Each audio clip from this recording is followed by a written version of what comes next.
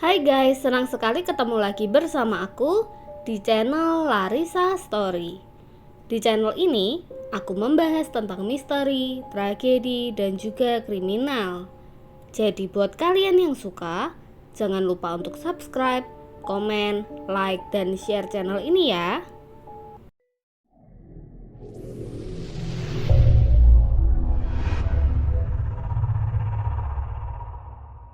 Hari ini aku mau bawain pengalaman horor nyata yang aku ambil dari twitternya @desiprayogo1 dan narasumbernya yang bernama Mbak Rina. Disclaimer, di sini aku tidak akan menyebutkan alamat rumahnya dan semua identitas akan disamarkan kecuali nama narasumber yaitu Mbak Rina. Karena hal ini merupakan permintaan dari Mbak Rina sendiri. Jadi, Mbak Rina ini ingin membagikan sebuah cerita yang pernah dialami oleh ibunya saat ibunya masih berusia 35 tahun dan bekerja di sebuah rumah orang kaya. Sekaligus Mbak Rina ingin mengenang meninggalnya sang ibu yang memutuskan untuk bundir di kamar rawatnya ketika masih mendapat perawatan di salah satu rumah sakit jiwa di sekitar sana. Kita sebut saja ibu Mbak Rina ini dengan Bik Murti. Saat meninggal dunia, usia Bik Murti sudah 60 tahun. Jadi, kisah ini merupakan kisah lama almarhumah sewaktu masih bekerja menjadi ART di rumah seorang arsitek kaya raya yang bernama Pak Utami. Kisah ini Mbak Rina dapat dari buku harian milik sang ibu yang masih tersimpan rapi. Di buku harian itu, Bik Murti mencurahkan semua isi hatinya, terutama kesedihan yang Bik Murti rasakan di malam kejadian mengerikan itu. Dan inilah awal mula rumah yang menjadi lokasi kejadian. Rumah ini dulunya hanyalah sebuah tanah kosong yang terletak di jajaran rumah-rumah mewah di sebuah kawasan perumahan elit. Tentunya, semua penghuni perumahan ini mayoritas adalah orang-orang dengan penghasilan tinggi. Nah, tanah ini awalnya merupakan milik seorang duda yang bernama Pak Anjar. Rencananya, Pak Anjar ingin membangun sebuah rumah di lahan tersebut untuk anak keduanya. Akan tetapi, rencana Pak Anjar ini tidak terjadi. Sebab anaknya lebih memilih merantau di kota kelahiran sang istri. Karena di sana ada sebuah bisnis yang beliau kelola dan sangat-sangat menjanjikan. Makanya tidak bisa ditinggal dan butuh pemantauan yang rutin. Oleh sebab itu, akhirnya Pak Anjar memilih untuk menjual tanahnya daripada menganggur. Lalu uangnya bisa untuk tabungan kuliah anak bungsunya. Tepatnya sekitar awal tahun 1995, tanah itu akhirnya terjual di tangan seorang arsitek muda yang baru berusia 30 tahun yang bernama Pak Utami. Setelah semua surat jual beli selesai diurus, mulailah Pak Utami membangun sebuah rumah idaman keluarga kecilnya di lahan tersebut. Dan dibangunlah rumah mewah bernuansa Eropa klasik dengan 2 lantai dan 5 kamar yang memiliki kamar mandi dalam. Rumah ini terbagi menjadi 2 bagian. Bagian pertama yaitu rumah depan yang menjadi rumah utama.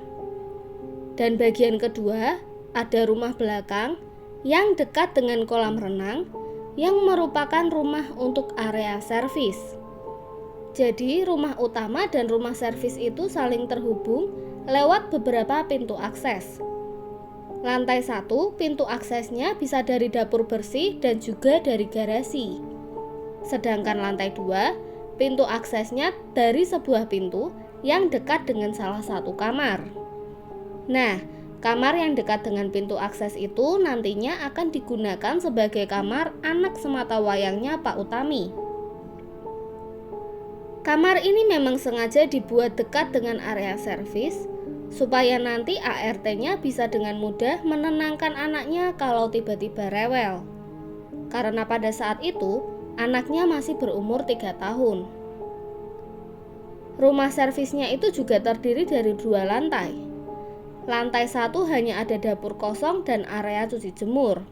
Sedangkan lantai 2 terdiri dari 2 kamar untuk ART dan juga 1 kamar mandi luar. Lalu ada sebuah kaca yang mana kaca itu terletak di samping garasi mobil. Nah, view kaca itu ke arah foyer dan ruang tamu rumah utama. Ajaibnya, kaca ini merupakan kaca cermin atau kaca film. Jadi kalau dari arah garasi, kita bisa melihat dengan jelas area di dalam rumah. Tapi kalau dari dalam rumah, kita tidak bisa melihat apa yang ada di garasi. Jadi kesannya kita seperti sedang bercermin. Nah, itulah kurang lebih gambaran rumah Pak Utami. Pak Utami ini berprofesi sebagai arsitek yang sudah punya nama di kota tersebut. Beliau memutuskan untuk membangun rumah di situ karena ingin mengembangkan usahanya. Apalagi lingkungan perumahan itu rata-rata merupakan orang-orang elit dan sesuai dengan target marketnya. Pak Utami memiliki seorang istri yang sangat cantik bernama Bu Fanya.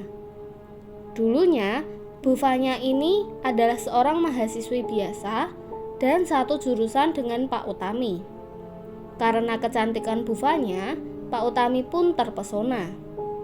Lalu Pak Utami memberanikan diri mendekati Bu Fanya. Beruntung cintanya tidak bertepuk sebelah tangan. Lalu mereka pun berpacaran dan tak lama kemudian menikah di tahun 1990. 2 tahun setelahnya, Bu Fanya melahirkan seorang putra. Tepatnya di bulan September tahun 1992. Putranya ini diberi nama Abimanyu dan biasa dipanggil Abi. Jadi, Pak Utami dan Bu Fanya itu berasal dari keluarga berkecukupan secara finansial. Makanya, sejak kecil, Abi sudah merasakan kemewahan dari kakek nenek kedua orang tuanya. Setelah kelahiran Abimanyu, barulah Pak Utami mulai merintis bisnis dengan meneruskan usaha dan pekerjaan ayahnya sebagai seorang arsitek.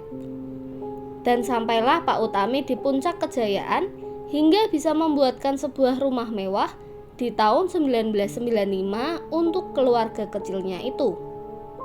Pembangunan rumah itu membutuhkan waktu 10 bulan.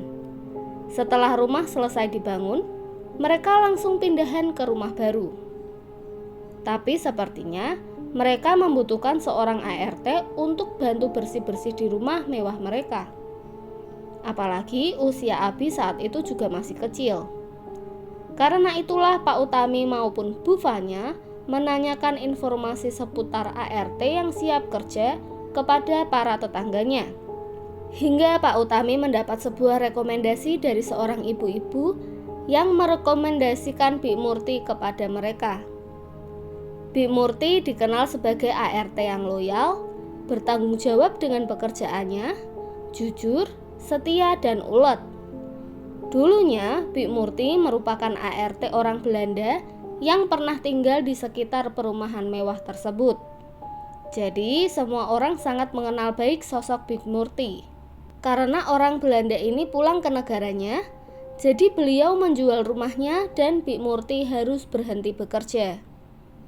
Akhirnya, Bik Murti memilih pulang ke desanya untuk mengurus kedua anak beliau.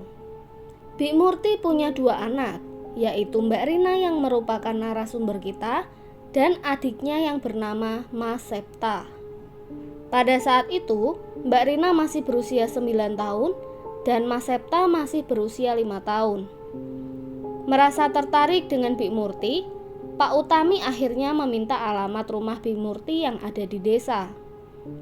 Setelah mendapat alamat Bik Murti, keesokan harinya Pak Utami langsung pergi ke rumah Bik Murti bersama istri dan anak mereka. Bik Murti kaget mendengar tawaran tersebut dan tanpa pikir panjang, Bik Murti langsung setuju. Karena pekerjaan itu adalah harapan beliau satu-satunya untuk menghidupi keluarganya. Sebab suami Bik Murti tidak memiliki penghasilan yang pasti. Jadi selama tidak bekerja, mereka terpaksa hidup seadanya. Detik itu juga Bik Murti ikut bersama keluarga Pak Utami dan mulai bekerja lagi di kota sebagai ART dan juga merangkap sebagai babysitter.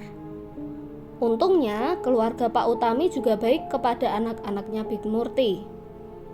Setiap bulan selain memberikan Bik Murti gaji yang sepadan, Pak Utami dan Bu Fanya sering membelikan baju atau peralatan sekolah untuk anak-anaknya Bik Murti, yaitu Mbak Rina dan Mas Septa.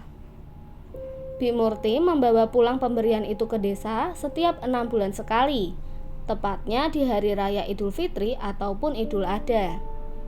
Karena hari libur Bik Murti hanya di hari-hari itu saja. Singkat cerita, tak terasa sudah 2 tahun Bik Murti bekerja kepada keluarga Pak Utami. Tepatnya dari tahun 1995 sampai tahun 1997. Dan hari naas itu pun terjadi. Tepatnya di hari Minggu bulan Desember tahun 1997. Di pagi hari itu, keluarga Pak Utami merayakan ulang tahun Abimanyu yang ke-5 tahun. Mereka mengundang anak-anak kecil di sekitar perumahan. Nampak semua orang sibuk mempersiapkan acaranya. Acara pun berjalan lancar dari jam 9 pagi sampai selesai di jam 11 siang. Setelah semua tamu pulang, Pak Utami beserta anak istrinya beristirahat di kamar masing-masing. Bik Murti pun ikut naik ke kamar Abi untuk menidurkan anak kecil yang baru saja genap berumur 5 tahun itu. Setelah Abi tidur, Bik Murti langsung ke kamarnya untuk istirahat sejenak. Karena sorenya, Bik Murti akan ikut bersama Pak Utami dan keluarganya untuk makan-makan bersama keluarga besar di sebuah restoran. Singkat cerita, hari sudah sore dan semua orang nampak sibuk untuk bersiap-siap. Sekitar 4:30 sore, semua orang keluar menuju ke restoran. Sekitar jam 9:30 malam, semuanya baru pulang kembali ke rumah dan masuk ke kamar masing-masing. Saat dalam perjalanan pulang, Abi ini sudah tertidur. Jadi begitu sampai di rumah, Bik Murti tinggal membawa Abi ke tempat tidurnya dan mempersiapkan susu untuk Abi. Setelah itu, Bik Murti masuk ke kamarnya untuk tidur juga. Nah, sekitar jam 12:30 dini hari, Bik Murti terbangun karena mendengar suara teriakan Bu Fanya dari dalam rumah utama. Bu Fanya seperti berteriak sambil menyebut sebuah nama seorang pria, yaitu Anggodo Sasongko. Awalnya, Bik Murti nggak paham dengan sikap nyonya waktu itu. Untuk memastikan, Bik Murti berjalan menuju pintu akses lantai 2 yang letaknya dekat dengan kamarnya Abi di rumah utama.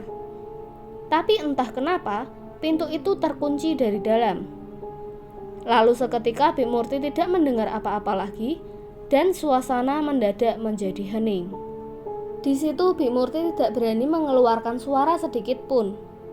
Firasatnya berkata kalau di dalam rumah ada sesuatu yang tidak beres. Lalu Bik Murti turun ke lantai 1 dan mencoba membuka pintu akses dapur bersih. Ternyata sama, pintunya juga terkunci dari dalam. Akhirnya, Bik Murti jalan ke pintu akses yang ada di dalam garasi dan hasilnya juga sama. Pintunya sama-sama terkunci dari dalam. Lalu tiba-tiba Bik Murti mendengar ada suara langkah kaki yang menuruni anak tangga di rumah utama. Nah, Bik Murti ingat kalau jendela garasi itu merupakan kaca cermin. Jadi, Bik Murti berjalan ke arah jendela tersebut untuk melihat apa yang sebenarnya terjadi di dalam rumah majikannya. Bik Murti mengamati sepintas. Di situ nampak sepi dan rumahnya terlihat berantakan sekali. Wah, perasaan Bik Murti semakin was-was. Tak lama kemudian, ada seorang pria yang berjalan dari arah ruang makan melewati ruang tamu. Tiba-tiba pria itu berhenti pas di tengah jendela yang sedang dilihat sama Bik Murti. Spontan Bik Murti mundur beberapa langkah ke belakang. Nah, masalahnya Bik Murti merasa asing sekali dengan wajahnya. Yang membuat Bik Murti kaget adalah saat dia melihat tangan kanan pria itu. Pria itu memegang celurit dan sudah dalam kondisi yang berlumuran sirup merah. Saat itu, Bik Murti rasanya sangat ingin menjerit, tapi dia takut. Akhirnya, Bik Murti hanya bisa menahan suaranya dengan cara membungkam mulutnya dengan kedua tangannya. Mata Bik Murti menatap lurus ke arah pria itu yang hanya berdiri dan menunduk. Tiba-tiba, pria itu mulai mengangkat kepalanya, lalu menoleh ke arah kaca. Seperti yang tadi aku jelasin, jadi kalau melihat kaca dari dalam itu tidak bisa melihat ke garasi, tapi jadi seperti kita lagi bercermin. Nah, pria itu melihat ke arah cermin sambil tersenyum menyeringai. Dan senyumannya itu sangat menakutkan. Jadi seolah-olah pria itu sedang tersenyum sambil menatap lurus ke arah Bik Murti.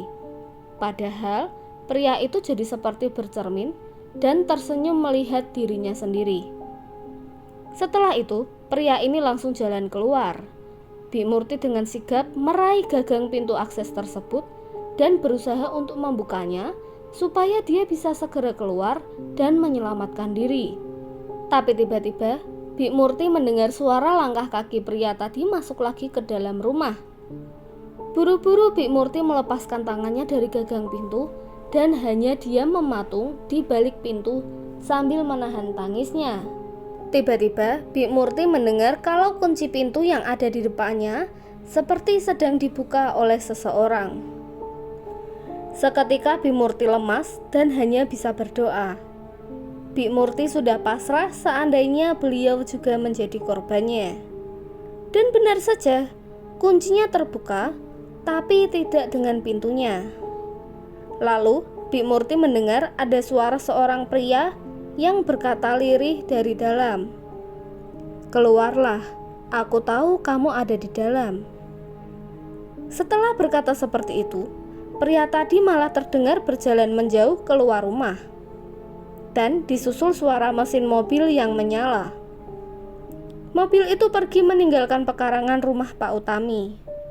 Barulah di situ Bik Murti memberanikan diri membuka pintunya. Hampir seluruh tubuh Bik Murti gemetaran karena takut, panik, dan khawatir yang bercampur menjadi satu. Bik Murti dengan tergesa-gesa masuk ke dalam rumah utama sambil memanggil nama semua majikannya. Akan tetapi, langkah Bik Murti terhenti ketika dia melihat ada sebuah kepala seorang pria yang tergeletak di tengah-tengah anak tangga rumah utama. Bik Murti sadar kalau itu merupakan kepala Pak Utami yang sudah terpenggal dengan kondisi mata tertutup, mulut sedikit menganga, serta sirup merah yang terus menetes. Gak pakai lama, Bik Murti langsung keluar rumah sambil teriak dan menangis histeris. Akhirnya ada satu satpam yang sedang berjaga malam datang menghampiri Bik Murti. Di situ juga ada beberapa warga yang terbangun saat mendengar suara teriakannya Bik Murti. Setelah agak tenang, Bik Murti menceritakan semuanya. Dari kesaksian Bik Murti, salah satu satpam langsung pergi menuju ke kantor polisi terdekat untuk membuat laporan. Sampai akhirnya polisi tiba ke lokasi bersama beberapa anggota tim medis. Saat memeriksa ke dalam, ternyata semua anggota keluarga Pak Utami tidak ada yang selamat. Hanya Bik Murti satu-satunya orang yang hidup. Polisi langsung memeriksa TKP dan menemukan kondisi Pak Utami yang kepalanya sudah terpenggal di tengah-tengah anak tangga dan badannya tergeletak di lorong menuju kamarnya. Lalu bufanya ditemukan di dalam kamarnya dengan kondisi yang sudah tidak bernyawa dengan kepala yang hampir putus. Sedangkan Abi juga ditemukan di dalam kamarnya dalam keadaan yang sudah tidak bernyawa karena kehabisan nafas. Kemungkinan Abi dibekap menggunakan bantal tidurnya. Dan semua jenazah keluarga Pak Utami dibawa ke rumah sakit. Polisi menetapkan kasus ini sebagai kasus pembunuhan berencana karena setiap detailnya sudah dipikirkan secara matang.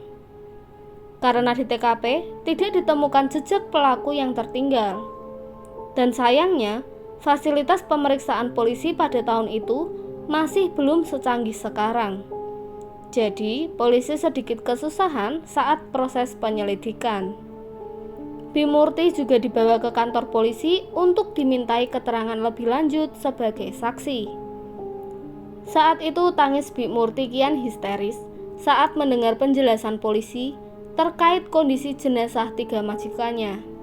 Setelah dimintai keterangan, Bimurti dipulangkan kembali ke desanya, tapi sewaktu-waktu akan dipanggil lagi guna membantu proses penyelidikan. Tak hanya Bimurti, polisi juga meminta keterangan dari satpam yang bertugas di hari itu.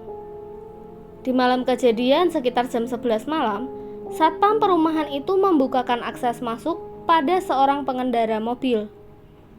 Orang itu mengaku sebagai kolega bisnisnya Pak Utami yang katanya ingin memberikan hadiah untuk Abi yang sedang berulang tahun di hari itu. Nah, satpam ini sempat mengkonfirmasi terlebih dahulu kepada Pak Utami. Dan ternyata benar, Pak Utami memang sedang menunggu seorang tamu. Sebenarnya, satpam ini agak jengkel sama Pak Utami, karena seharusnya Pak Utami tahu kalau di perumahan tersebut ada aturan tidak boleh menerima tamu di atas jam 9 malam. Tapi Pak Utami malah melanggar aturan tersebut. Jadi mau tak mau satpam itu pun mempersilahkan mobil ini masuk dengan syarat salah satu dari penumpang mobil harus menyerahkan KTP untuk didata. Akhirnya si supir menyerahkan KTP-nya dan mulai didata. Di KTP itu tertulis namanya adalah Darmanto. Satpam ini ingat kalau di dalam mobil tersebut ada 5 orang dan semuanya laki-laki. Lalu mobil itu berjalan meninggalkan pos penjagaan dan masuk ke area perumahan. Tapi sayang, satpam ini tidak tahu kapan pastinya mobil ini keluar, karena sudah berganti shift dengan shift yang selanjutnya. Nah, menurut satpam yang shift malam, sekitar hampir jam 1:30 dini hari, memang ada sebuah mobil kijang dengan nomor polisi sekian keluar dari area perumahan. Anehnya, mereka tidak membuka kaca mobilnya sama sekali, malah terkesan terburu-buru. Si satpam ini sebenarnya agak curiga, tapi ya masih berpikir positif. Pada saat polisi memeriksa nomor polisi mobil dan identitas KTP-nya, ternyata semua itu adalah nopol dan KTP palsu yang tidak terdaftar. Nah, ini membuktikan jika pembunuhan ini memang sudah direncanakan secara matang. Sayangnya, karena polisi tidak menemukan petunjuk apapun, akhirnya kasus ini ditutup sebagai kasus pembunuhan berencana tanpa ditetapkan siapa pelakunya. Kembali ke Bimurti. Semenjak dibawa pulang ke desa, kondisi mental Bimurti mulai terlihat terganggu. Beliau sering marah-marah, nangis-nangis sendiri, dan bahkan tertawa sendiri. Hal ini sampai membuat kedua anaknya jadi takut melihat kondisi ibunya. Bimurti juga mengaku sering mimpi buruk saat tidur malam. Hal itu sedikit mengganggu jam tidurnya, dan akibatnya kepalanya juga jadi sering merasa pusing. Akhirnya keluarga memutuskan untuk membawa Bimurti ke dokter untuk diperiksa. Hasilnya, Bimurti diputuskan untuk dirawat di salah satu rumah sakit jiwa yang ada di dekat rumahnya. Bimurti harus menjalani pengobatan rawat inap di RSJ sejak tahun 1998 sampai terakhir di Januari 2021. Selama dirawat itu, Bimurti berjuang dengan kondisi mentalnya yang trauma akibat kejadian itu. Semua perawat selalu siap siaga ketika mendengar Bimurti berkata, "Iya Bu, saya akan menyusul Abi dan merawatnya dengan baik." Dan tanpa beliau sadari, kedua anaknya begitu sangat merindukan sosoknya hadir di rumah. Anak-anak Bimurti merindukan hangatnya pelukan seorang ibu. Setiap tahunnya, Mbak Rina dan Mas Septa selalu berlebaran di rumah sakit jiwa, karena mereka begitu ingin berkumpul bersama sang ibu. Tapi sayang, di tahun 2020 kemarin, mereka tidak bisa berkumpul bersama karena pandemi. Sebuah hal mengejutkan pun terjadi. Di tahun 2021, Bik Murti melakukan bundir di dalam kamarnya dengan meminum sebuah cairan pembersih lantai yang entah Bik Murti dapat dari mana. Bik Murti ditemukan meninggal dunia di kamar mandi dengan kondisi mulut berbusa. Semua orang sangat-sangat sedih dan menyesali perbuatan yang dilakukan Bik Murti. Tapi mungkin dengan begitu, Bik Murti bisa berdamai dengan dirinya sendiri. Keluarga dan anak-anak Bik Murti berusaha ikhlas melepaskan Bik Murti agar tenang di alamnya. Jenazah Bik Murti dimakamkan di area pemakaman warga yang ada di desanya. Lalu, apa yang terjadi dengan rumah Pak Utami?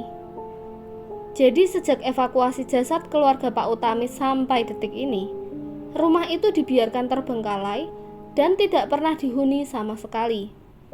Bahkan di dalam rumah itu masih ada semua barang-barang mewah milik keluarga Pak Utami yang tidak dipindahkan. Mengingat keluarga tersebut meninggal dengan cara yang sangat sadis sekali, jadi mungkin juga tidak ada yang berani memindahkan barang apapun dari rumah itu. Sang ahli waris yang merupakan adik Pak Utami juga tidak berani menempati rumah itu. Kabarnya, arwah keluarga Pak Utami bersemayam abadi di rumah tersebut. Kini penampakan rumahnya benar-benar kotor dan dipenuhi dengan ilalang yang tumbuh panjang-panjang di luar rumah. Nampak dari luar bangunan rumah itu masih terlihat kokoh, tapi entah bagian dalamnya seperti apa. Menurut rumor yang beredar, cipratan sirup merah keluarga Pak Utami masih ada di dalam rumah tersebut. Sebenarnya, banyak sekali informasi mengenai teror yang dialami oleh orang-orang ketika nekat masuk ke rumah tersebut. Bahkan, rumah itu sampai saat ini, garis polisinya masih terpasang rapi di pagar depan. Teror pertama dialami oleh Mbak Rina sendiri. Saat itu Mbak Rina ini masuk ke rumah tersebut untuk mengambil dokumen-dokumen ibunya yang tertinggal. Nah, kesalahan Mbak Rina adalah datang ke rumah itu pada malam hari, yaitu sekitar jam 7 malam. Pada saat masuk ke rumah itu, Mbak Rina tidak sendiri, melainkan ditemani oleh 2 orang polisi dan juga suaminya. Singkat cerita, masuklah mereka semua ke rumah itu tanpa berpikir aneh-aneh. Awalnya semua berjalan baik-baik saja. Mbak Rina langsung mengemas beberapa barang ibunya yang masih tertinggal. Aroma anyir dan lembab benar-benar tercium di dalam rumah tersebut. Mbak Rina sampai memakai 3 lapis masker karena tidak kuat dengan aromanya. Jadi, satu polisi, Mbak Rina, dan suaminya masuk lewat garasi karena mereka ingin langsung masuk lewat rumah servis. Sedangkan satu polisi lainnya masuk dari rumah utama untuk memeriksa kondisi rumah dan membuat laporan. Tapi saat ketiga orang ini mau turun, polisi yang ada di samping Mbak Rina mencoba menghubungi polisi yang ada di rumah utama agar segera keluar. Tapi tiba-tiba semua orang mendengar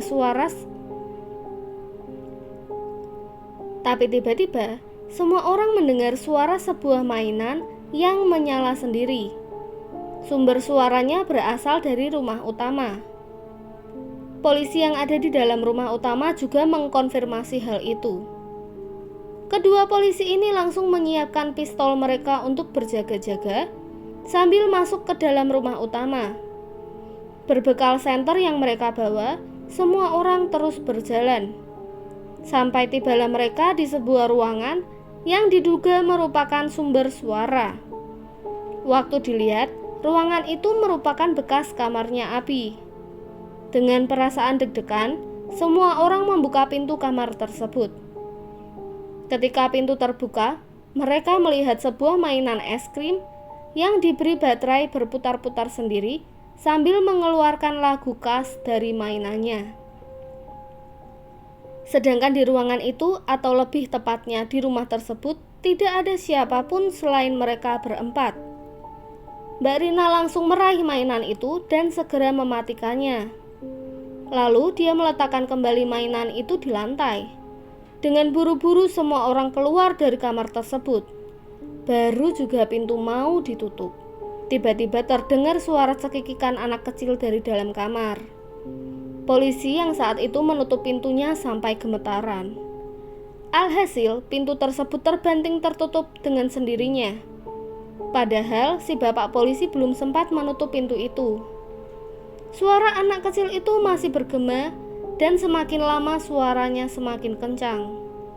Waktu semua orang mau turun lewat tangga rumah utama, lagi-lagi semua mengaku mendengar sebuah suara yang Mbak Rina yakin 100% kalau itu adalah suara ibunya. Suara ibunya itu berkata, "Jaga bapak ya Rin, ibu sudah tenang di sini." Saat itu, Mbak Rina ingin sekali menoleh ke belakang, tapi suaminya melarang dan menyuruh Mbak Rina untuk terus jalan turun. Sambil meyakinkan Mbak Rina kalau itu bukan suara ibunya, melainkan suara jin peniru. Untungnya Mbak Rina menurut dan mereka semua langsung turun untuk keluar. Selebihnya, Mbak Rina tidak pernah lagi masuk ke rumah itu. Ya, paling sesekali Mbak Rina menaruh buket bunga di depan pagar rumah itu untuk menghormati keluarga Pak Utami, sekaligus melepas kepergian mendiang ibunya. Teror terakhir. Teror kali ini terjadi di tahun 2018 dan didiami oleh 4 anak muda yang bernama Sandy, Olive, Fandi, dan Davi. Di mana mereka adalah anak-anak muda yang ingin mengembangkan sayapnya di dunia per-YouTubean. Tema konten mereka adalah penelusuran tempat-tempat horor atau tempat-tempat terbengkalai. Rumah yang menjadi target pertama mereka adalah rumah pembunuhan Pak Utami. Sebenarnya mereka sudah dilarang oleh ayahnya Sandi untuk masuk ke rumah tersebut. Nah, ayahnya Sandi ini sudah bekerja menjadi satpam di perumahan itu sejak tahun 1997, di mana di tahun itu juga peristiwa mengerikan itu terjadi. Ya, cuma yang namanya anak muda, jelas ada sisi keras kepalanya. Dan mereka tetap masuk ke dalam, sampai-sampai Sandi rela mencuri kunci rumah tersebut dari pos penjagaan tanpa sepengetahuan ayahnya. Dan akibatnya mereka akan mengalami kejadian-kejadian yang tidak akan mereka lupakan. Tepatnya di malam Natal sekitar jam 8 malam, 4 sekawan ini mulai melakukan aksinya. Mereka membuka pintu pagar diam-diam dan masuk menembus ilalang yang tumbuh tinggi yang hampir menutupi pekarangan depan rumah tersebut. Akhirnya mereka pun sampai di depan pintu rumah. Baru selesai mereka membersihkan diri karena merasa gatal-gatal saat menembus ilalang tadi, mereka semua dikagetkan dengan suara bapak-bapak yang sumber suaranya berasal dari dalam rumah itu. Bapak-bapak itu berkata, "Lancang sekali kalian masuk ke rumah saya." Bersamaan dengan suara pintu yang seperti dihantam sama sesuatu, tapi nggak tahu itu apa. Davi berinisiatif mengintip ke dalam dari kaca jendela dekat pintu. Dan Davi langsung teriak, "Astagfirullah, itu kepala siapa?" Mendengar Davi berteriak, ketiga anak lainnya juga langsung ikut mengintip ke dalam. Dan sama seperti Davi, mereka pun tak kalah kaget. Akhirnya, 4 sekawan ini mengurungkan niatnya untuk eksplor rumah itu dan berlari keluar ke area rumah Pak Utami. Sesampainya di depan pagar, mereka semua terengah-engah. Lalu, ketika Olive menoleh ke arah balkon rumah, di sana ada arwah seorang ibu-ibu dengan kepala yang hampir putus sedang berdiri sambil menggendong anak kecil laki-laki dengan muka yang sangat pucat. Anak-anak ini akhirnya lari ke pos penjagaan sambil berteriak ketakutan. Sandi yang merasa bersalah akhirnya jujur kepada ayahnya dan meminta maaf. Keempat anak ini akhirnya ditenangkan dan mereka mengganti tema YouTube mereka menjadi komedi. Cerita ini Mbak Rina dapatkan dari Bik Sumi, yang tak lain adalah rekan kerja mendiang ibunya. Bik Sumi ini bekerja di sebuah rumah yang letaknya tepat di depan rumah mendiang Pak Utami. Jadi dari informasi Bik Sumilah Mbak Rina dapat mengetahui rumor-rumor tersebut.